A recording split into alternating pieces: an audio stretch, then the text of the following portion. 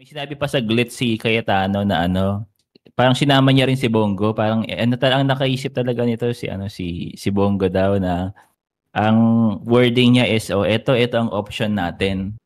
Sinabi niya yun eh. My motion to amend the motion of Senator Bato was because Senator Bongo mentioned that is an option. So I just want to give credit where credit is due.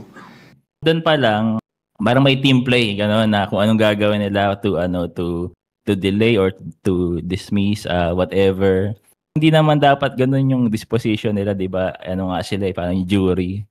Hindi ganun dapat ang Senado eh. Hindi dapat ganun yung mga senators eh.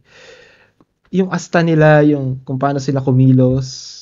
Yun nga, 'di ba yung sinasabi ko, ba't ka mag-iisip na ito yung option nyo, 'di ba? Kayo nga yung mga jury diyan, dapat trabaho ng depensa yan eh. Wala kayong option. Oo. Diba? Ang option nyo, Oo. mag-start ng trial, mag-convene as an impeachment court, and then pakinggan yung defense, pakinggan yung prosecution, pakinggan yung kaso, 'di ba? Tignan yung ebidensya, yun. Tapos mag-decide based on those, 'di ba?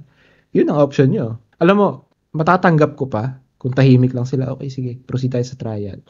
Tapos regardless ng evidence lumabas, nag-acquit sila, pinawalang sala nila si Sara Duterte. Yeah, sure, fine. That's already given eh, kasi ano kayo eh. Pero yung talagang sa inyo pa manggagaling yung mga ganyan na ito yung option natin, ito yung dapat gawin natin para ma-dismiss yan. Bro.